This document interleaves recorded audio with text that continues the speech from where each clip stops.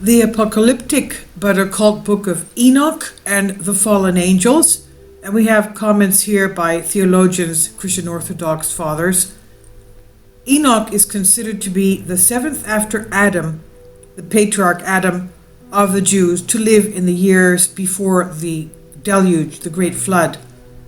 Methuselah's father, Lamech, grandfather, and Noah's grandfather, is considered by Christian tradition to be one of the two prophets, the other being Elijah, who did not die but ascended alive to heaven. It's believed that both will return to earth in the years of the Antichrist, as mentioned in Revelation of John in the New Testament, the last book of the Holy Bible, and will be the last witnesses of the faith before the second coming of Christ, according to the book of Revelation, chapter 11. Now, however, many question the historicity of Enoch's face, not acknowledging that it is the collective title of a class of spiritually advanced people who have taught science and the arts to others, as accepted by Elena Blavatsky's theosophical system. The same circle believes that the names of Prometheus, Orpheus, the god Thoth or Trismegistus, the Atlantean, the Idris of the Muslims, and other persons mentioned in mythology are also collective. The prophet Enoch is credited with writing a text which contains prophecies about the coming of the Messiah, about the end of the world, speaks of the fall of angels, and gives detailed descriptions of hell and paradise, the movements of the planets and the weather, and much more. This book, the teachings of which are believed to have been transmitted through oral tradition, is not included in the books of the Old Testament and is considered an occult text, an apocrypha, although it may have greatly influenced not only the Pentateuch of the Jews, but even the book of Revelation of the Apostle John and the letters of the apostles as well. Kindly support my Patreon account since YouTube has again demonetized my YouTube channel. The daily posts are 5 videos daily, and they are totally different from what I have on my YouTube channel. Thank you so much for your support and that you find all my content so interesting. You'll find the Patreon account details in the description box below.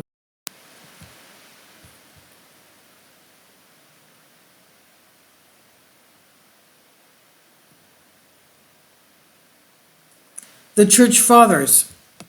The first fathers of the Church were strongly influenced by it and praised it, such as Saint Irenaeus, Saint Justin, Saint Clement of Alexandria, Saint Athenagoras, the Apostle Peter, and the Jewish historian Josephus. Nevertheless, none of them agreed with the narration of the fall of the angels, as we shall see below. The fact is, however, that it's not considered a heretical book, even if it is not included in the Old Testament. So it is not considered a heretical book. Now, scholars have suggested that it may have been written in Hebrew during the Babylonian exile, because many of its descriptions, such as those of the Old Testament, resemble those of the prophet Daniel. It's certain that it underwent variations in its copies, and while it was well known in early Christian times, its traces disappear around the 8th to the beginning of the 9th century AD.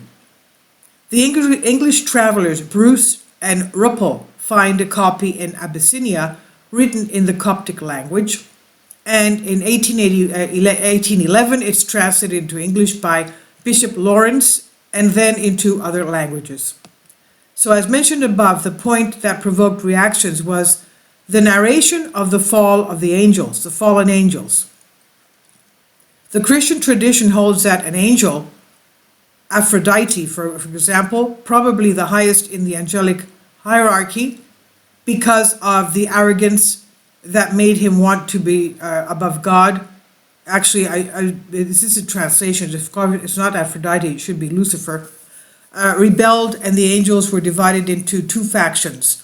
Those who followed him, followed God, followed the fallen angel, and to those who responded to the call of Archangel Michael, quote, "Let us stand well, let us stand in fear and awe of God," end quote. The first, together with their leader, Lucifer, fell for over from the hierarchy of light and turned into the dark demons who have been plotting the divine work ever since, against divine work of God. Many traditions have been created on this view by the Roman Catholic and the Orthodox churches. The Book of Enoch has different views of the divine work. And it was done when the sons of men were multiplied in those days. They were born beautiful and good daughters, and they saw the angels, the sons of heaven, and spake unto one another, Let us choose ourselves as women from men, and give birth to children ourselves. And Shemiazaz said unto them, I assume that's Lucifer, They are their leaders. I'm afraid you will not want to do this thing, and I am the only debtor of a great sin. Everyone responded, Let us all swear and curse each other not to avert this land until we do it and sing this thing. Then they all shrugged their shoulders and cursed each other in it. And they took wives of themselves and chose every woman aught of themselves, and went in unto them and joined themselves to them and taught them pharmacy and children, rhizomes, and showed them herbs, and in the gastric lavusin, giants of trillions of thousands of oxen fell and made the toils of the people. As these people were not able to subsidize, the giants dared to attack the people and begin to sin against the beasts and reptiles and the fish and other flesh and blood, and the earth rejoiced against the wicked. The evil that the giants sowed on earth. The narrative goes on to describe in detail the arts that the angels taught the women and the evil that the giants sowed on the earth, until the four most powerful angels, Michael, Gabriel, Suriel, and Uriel, looked at the earth and realized what had happened, so they informed God. God decided to throw the fallen into the depths of the abyss forever, the giants to be destroyed by their own hands, and the sinful race of men to disappear by the flood. The fallen begged Enoch to intercede for them to God, but he answered them that angels intercede for men and not the other way around. That is, Enoch was a man interceding for fallen angels. Continuing, the text mentions the extremely interesting that the giants will give birth to evil spirits that will be called spirits of evil. They will not eat, they will not drink, they will be invisible and responsible for every human misfortune. There have been various attempts to interpret the above narrative, which is the, quote, most heretical, end quote, point of the book. First of all, it should be pointed out that such a text can be allegorical, and its real interpretation can be based on keys, without the knowledge of which is not possible to interpret. I will rely on what is literally described. Sons of God, reproducing with inferior women, quote unquote. Some argue that the translation of the word Elohim is incorrect, because it translates not only as angels, as in Enoch, but also as sons of God or virtuous people. Therefore, sons of God, virtuous people, were reproduced with inferior women, and for this they sinned and not the angels of God. The truth is that the Hebrew word Elohim is a plural, which means gods or powers, and the phrase B'nai Elohim, which means sons of the gods, is mentioned in Genesis in the phrase in question, quote, his sons saw, end quote, good, the God, the daughters of men, Genesis 6:2. The explanation of this point in the translation I have at my disposal, Brother Savior under N. Vasiliadis, claims that the sons of God are the descendants of the pious generation of Seth by Enos, and the daughters of men are the descendants of the generations of Cain, who killed Abel, which is characterized as corrupt. One of the Tassili's most famous works show what appeared to be some kind of vehicle with a rope pulling a group of women who appeared to be abducted. The sons of God took the daughters of men to Genesis 6:2. There were 200 of them who came down in the days of Jared, 200 angels who came down to earth in the days of Jared. The text of Enoch, however, states that, quote, there were 200 who descended to the top of Mount Hermon in the days of Jared, end quote. So if they were humans, from what obviously higher point did they descend to the mountain? To get down somewhere, one has to be higher, and what is higher than a mountain? This, together with the interpretation based on the sons of God as descendants of Seth, brings to mind the occult false book of Adam and Eve, which states that the protoplasts, the first created Adam and Eve, expelled from paradise, lived on top of a very high mountain at the time of Abel's assassination. Cain's descendants lived at the foot of the mountain, and the pious at the top were forbidden to descend and associate with their meager relatives at the foot of the mountain, so that they wouldn't corrupt themselves, obviously. Sorry, I missed my line. This, together with the interpretation based of God as descendants of Seth, brings to mind the occult false book of Adam and Eve, the protoplasts. Cain's descendants living at the foot of the mountain, and the pious at the top were forbidden to descend and associate with their meager relatives at the foot of the mountain. But even if we accept this as an explanation, the text mentions the descendants of Arandis, quote unquote, descendants of Arandis. So we do not accept that the pious of the top descended to the corrupt below, but some higher than the mountain. The interpretation of the word as people, however, does not explain the products of this union, hence the giants or Nephilim, as mentioned in the text. If they were humans, why did the reproduction lead to the birth of giants then? It would have been just more humans. So who are also referred to Genesis? Giants, Genesis giants.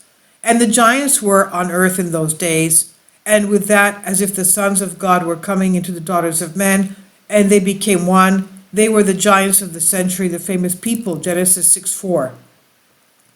While in Numbers 33:13, he mentions that they were the sons of Anak, and it is suggested that in the end of the flood, they did not destroy all of these giants, but at least some survived in the region of Palestine. Born under spirits and flesh. Another argument of those who accept the version of the mistranslation is based on Genesis, where God states, "My spirit shall not remain in these men forever, for they are flesh," Genesis 6:3. If we look at the text, however, we find that the word people can refer to the giants and not to their parents, the fallen or the vigilantes. The meaning does not change if we consider this and agree with the book of Enoch, that born of spirits and flesh, quote unquote, on earth their habitation is. Therefore, I believe that even this argument expressed by St. Augustine does not exclude the correctness of the text of Enoch. The most central argument of the book's critics, however, is that according to them, angels cannot have children as spirits. We will stay here longer. In the Gospel of Matthew, Christ says that, quote, "In the resurrection, they neither marry nor are given in marriage, but are angels of God in heaven," end quote. Based on this, the book's critics claim that Christ himself has given a definitive answer to these theories. Again, however, the God-man meaning, of course, Jesus Christ, could mean not the angels as a whole, but those who chose not to unite, the righteous angels who answered the call of the Archangel Michael and remained in paradise. It does not make clear in any case whether angels have the ability to create life or not. Angels are supposed to be asexual spirits, at least in the Christian Orthodox tradition, who are necessarily depicted as young men in iconography, like the demons. However, the latter have been accused of indecency against living men and women in the form of incubi succubi. I do not know if a case of childbearing has reported, but there are many cases of sexual intercourse. The Inquisition accused witches of indecent acts with demons. Church saints say they had suffered from them. Childbearing by goddesses is a common tradition throughout the world. In the Immaculate Conception of Christ and others was mentioned by a spirit, and it is supposed that the Antichrist of the Christian tradition will be the product of such an unlawful conception. of a demonic spirit having, of course, relations with a human woman. Something that usually escapes the attention of all those who have dealt with the issue we are we're discussing, is the attitude of the daughters of men. Why did they accept, without fear at least, contact with these spiritual entities that were obviously completely different from them? Throughout nature, the female should feel an attraction to the male, which may be nice or ugly, yet it looks like individuals of its kind, if one excludes at least perversions. So could the egregores have deceived women by appearing in human form? Well, we know that St. Paul the Apostle explains that to us. He says, know the methods and the techniques of the evil one, because he appeared to Eve as an angel of light, and she was enticed by him, right? So she was attracted to him that way. So, of course, they could appear in human form. The entire Old Testament and the book of Enoch states that angels can take human form when they want to. So logically, they should appear before them as humans. If they declare their intended identities, we do not know. However, they may have done so or not. Otherwise, God would have no reason to be angry with the women, since they fell victim to fraud. But the God of the Old Testament has so many human flaws that no one can be sure of how he would react. Well, maybe, of course, God is always constant and pure in what he does and correct, but perhaps not everything is written in the Holy Bible. We don't know all the explanations of what went on in these events. Now, Eve's deception by the serpent, the evil one, Satan. Christian belief seems to place the fall of the angels in pre-human times, before the creation of Adam. Genesis states that Eve was deceived in paradise, so the fall must have happened earlier. But Enoch tells us that it was in the years of Jared that these angels descended on Mount Hermon, the angels the 200 angels that fell from grace. That is in times when people were already living on earth, expelled from paradise for many generations, at least 6 in number. And if the apple really symbolizes the knowledge that a spirit should never reveal to humans, then one could assume that the author of Genesis had in mind the story of Enoch, although he or others took care to censor and cover it behind symbolism. Okay, so obviously a lot of this in the book of Genesis was not revealed or recorded and hidden behind symbolism. Lamech, Noah's grandson, got married, and when his wife had a child, terror seized his soul. The child's flesh was white as snow and pink like a rose, while his hair was also white. As soon as he opened his eyes, the room was lit, and as soon as he opened his mouth, he began to praise God, the child of an angel. Lamech feared that he was not his own child, but that of an angel, sent his father Methuselah to Enoch, who was already living with the angels, to consult him. Enoch assured him that he was his own child, that is, the child of the fleshling child of Lamech, narrated to him the fall of the fasting angels, and prophesied to him that Noah would survive the flood that would destroy the people and the products of the ungodly with the fallen. In the first phase, the image of Noah looks like albinism, a disease in which no melanin is produced in the body. No albino, however, can speak from the moment of his birth. In Lamech's question, it seems that the belief in the reproductive abilities of the angels was common at that time, and could not have been influenced by Enoch, since the latter only then revealed to Methuselah the fall and the awakening and the coming flood. Creation of the white race. Could Noah's description be a symbolic reference to the creation of another race? Unfortunately, there is no confirmed evidence of such great antiquity of the Jews, nor are there any reports of the appearance of Noah's sons. Here, as in the story of the flood, the possibility of the influence of the copyists or the authors from their earlier sources seems perhaps more intense than ever. Enoch was already living with the angels in a place far away, but accessible from Methuselah. What this place may have been, no one knows. However, after that, Enoch ascended to heaven. Do the views of all those who claim that they were not angels but intelligent beings from other planets who met mortals descending from their flying vehicles and due to the difference in genetic material gave birth to giants stand logically? I leave that to your judgment. The church introduces a new doctrine. The Book of Enoch was presented very briefly and with more weight on the fall of the angels and less on the birth of Noah.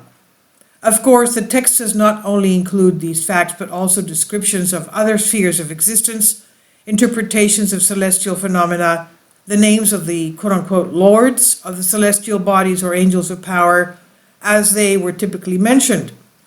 These passages contain many difficult points and are a good ground for study. The exclusion of the Book of the Old Testament series is understandable, since what is described contradicts the traditions embraced by the Church in its attempt to introduce a new doctrine, free from old conceptions of similar doctrines. Whether the Church has achieved this is a matter for this article. God tough and punishing.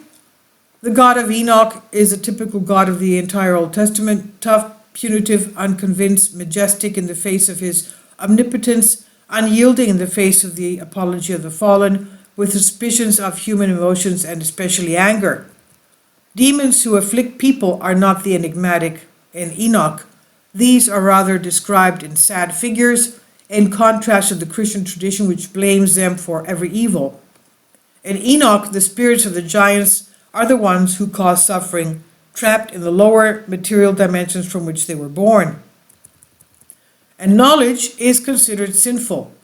The concept of knowledge acquisition is also ambiguous. On the one hand, it's considered a sin which is transmitted by the fallen angels, and on the other hand, Enoch offers plenty of it. In other words, while giving some astronomical knowledge, he rebukes Tamil, Aquila, Asarabel, who taught the same things to the daughters of men. The similarities in the history of the Titans, and especially with Prometheus, are obvious. And one wonders if all this technological civilization we have developed, which can destroy as well as save, started with a corruption, or if it is a divine gift. What God, who we accept to be the perfect being, would have flaws so vindictive, so human, that would deprive his beloved creatures, humans, of knowledge to make their lives better? That is why the Book of Enoch, regardless of the correctness or not of its narrative, like all of the Old Testament, lends itself to fruitful reflections on religious, theological, and not only issues. I've translated this for you from a Greek article. Please leave your comments, and thank you for your support. This is really intriguing, the Book of Enoch and what is written in there. Please leave your comments. Thank you for your support.